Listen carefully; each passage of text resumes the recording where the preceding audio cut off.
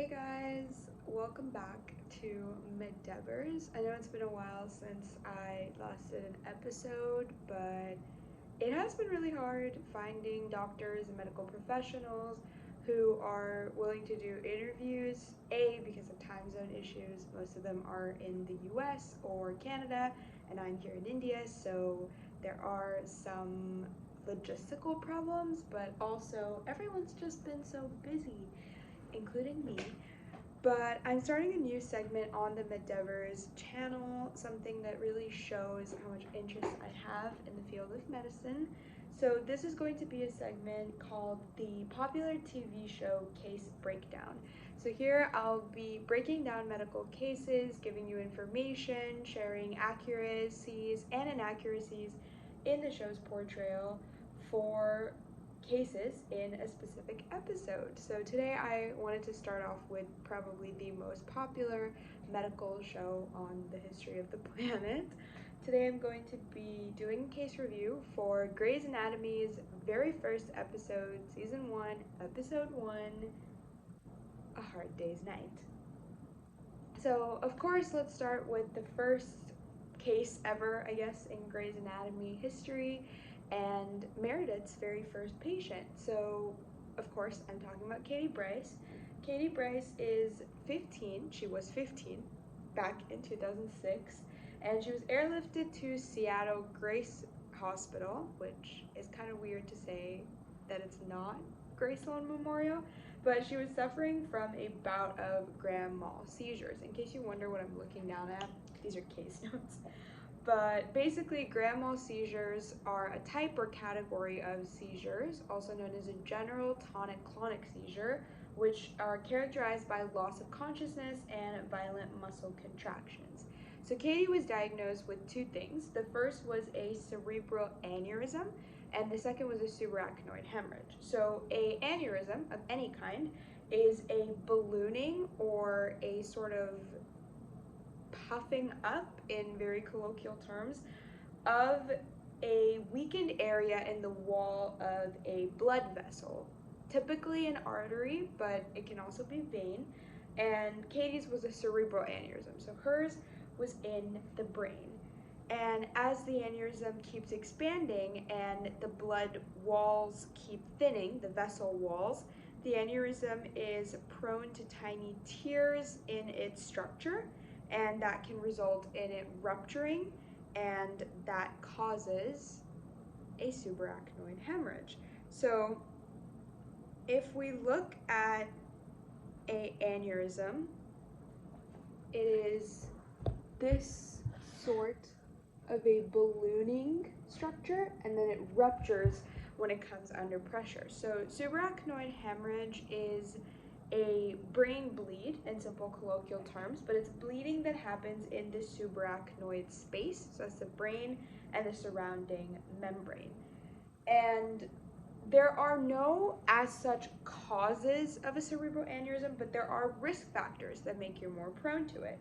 So some of these include being female, having a family history, and certain medical conditions such as AVMs, which are arteriovenous malformations, or tangling of blood vessels. On images, they almost look like yarn that's been scrunched together.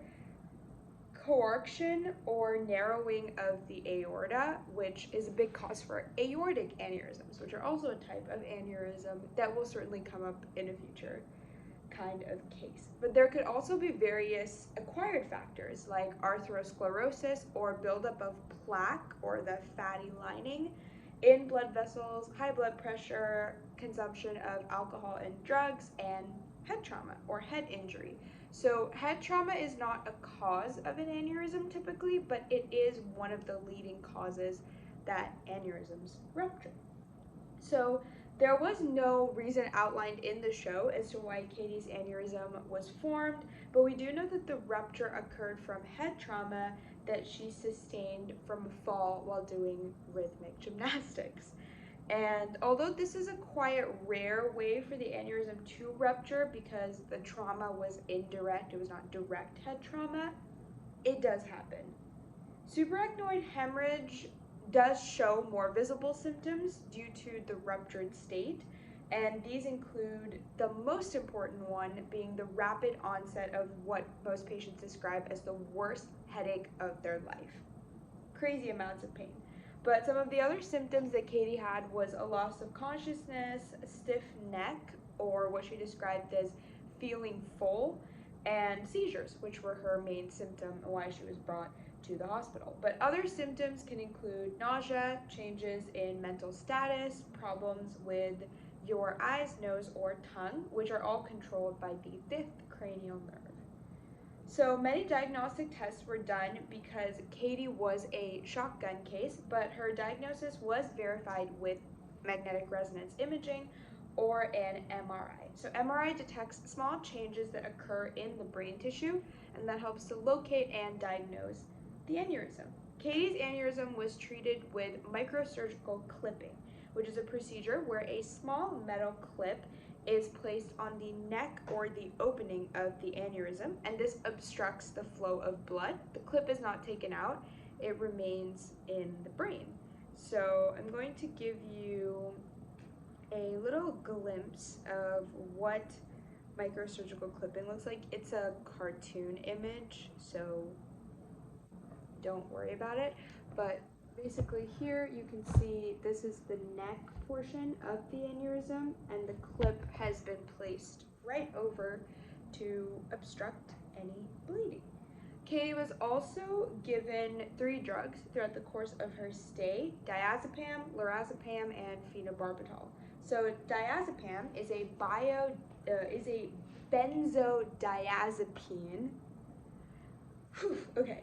And it is usually used to treat anxiety and alcohol withdrawal symptoms, but it is often used with more medication for seizures. Lorazepam is also same class of medicine and is used to treat anxiety. So benzos usually work by increasing or modifying the activity of certain neurotransmitters in the brain. When Katie had her cardiac arrest situation in Gray's, Meredith's first code, she was maxed out on both of those drugs, so she was given phenobarbital, which is a barbiturate, and it slows metabolic activity in the brain, and that is used more directly to treat seizures and also as a short-term sedative before procedures.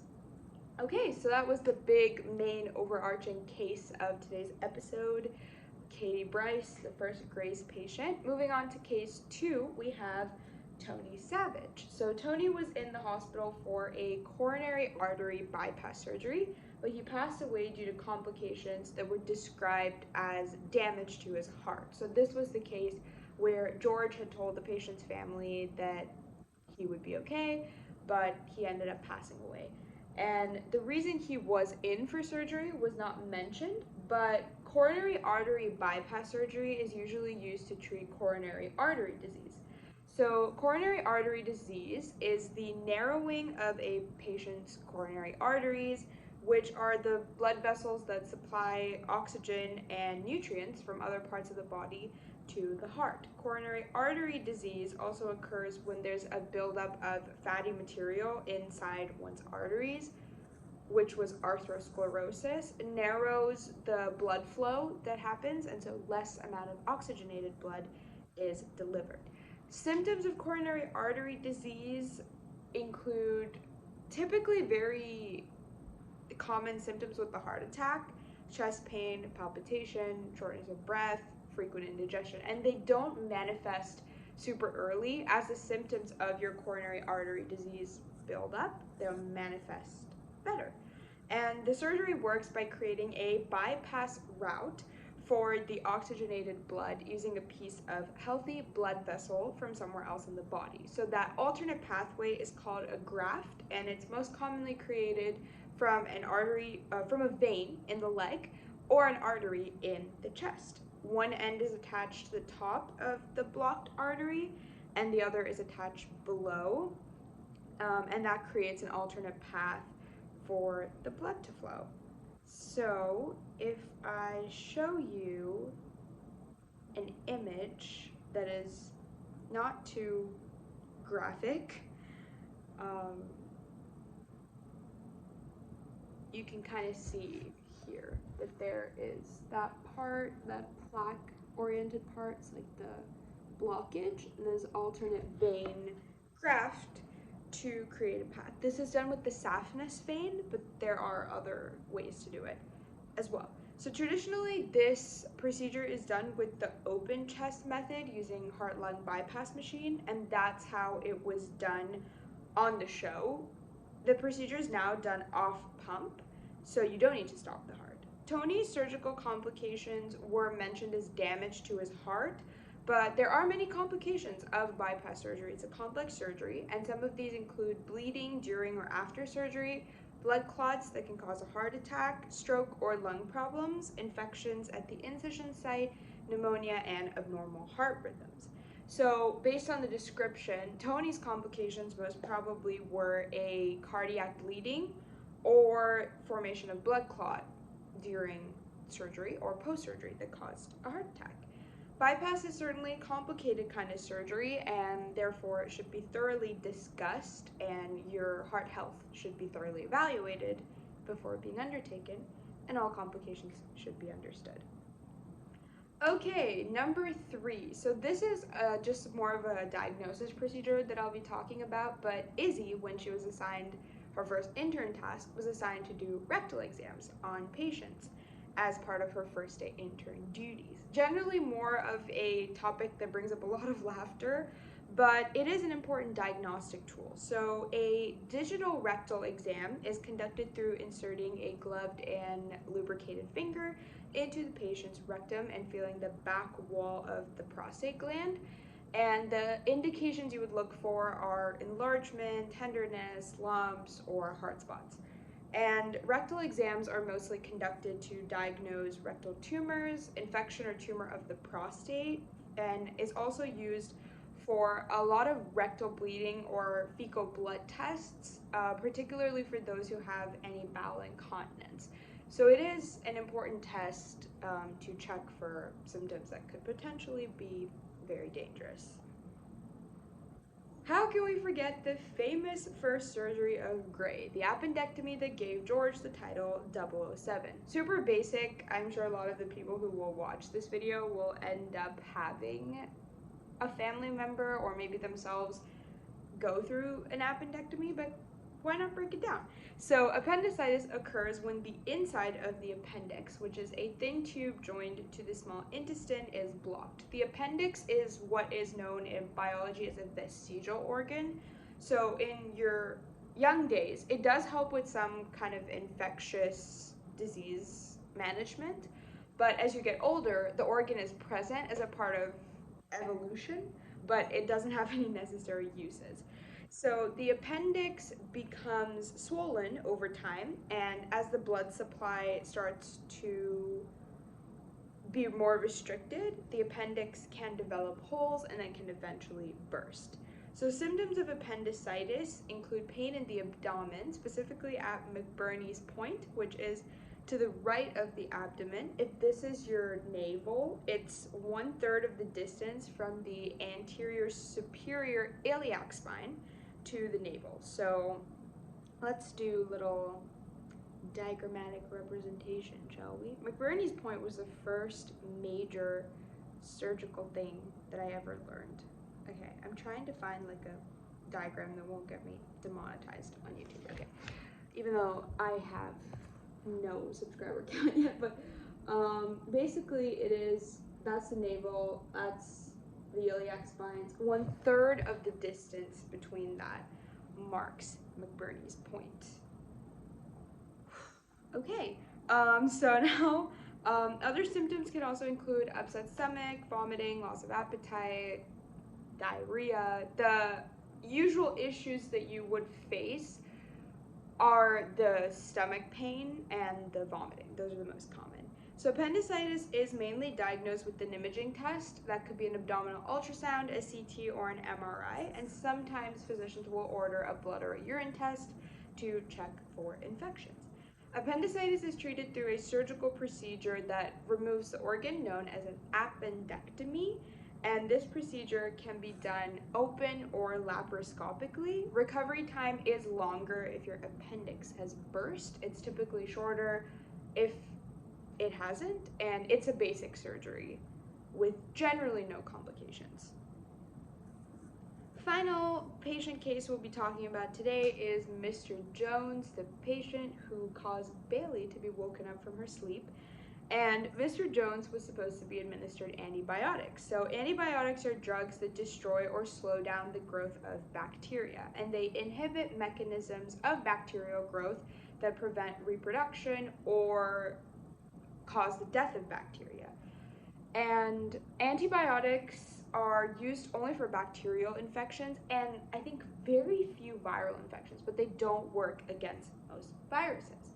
Overuse of antibiotics is a major concern. It can cause antibiotic resistance, which means that the antibiotic will not be effective in eliminating the drug.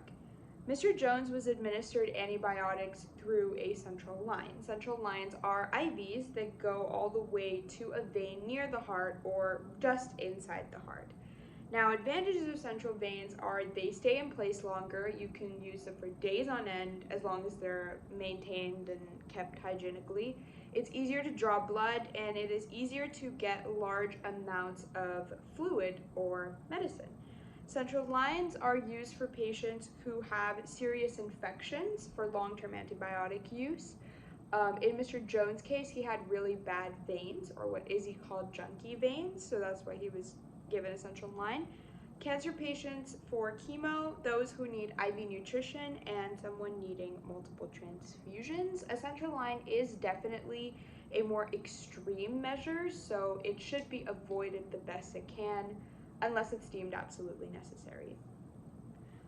Whew, that was a mouthful. So that was me breaking down all of the, well, not all, there was still Alex's patient who had a pulmonary embolism post-surgery, but that was me pretty much breaking all the cases in Grey's Anatomy's A Hard Day's Night, Season 1, Episode 1. I will be going in chronological order with the show, but if you have any specific episodes that you want me to do first, you can leave them in the comment below. Do keep in mind that the episode should not have more than 5 cases for me to work through. If it does have more than 5, I'll pick and choose the ones that I feel like I can share the most information about. But yeah, leave them down below. Please share this video. I need like more of a subscriber count. Thank you so much for watching. I really hope that you could learn something from this video. And I'll see you guys next week with, at least till now, episode 2 of season 1. Bye!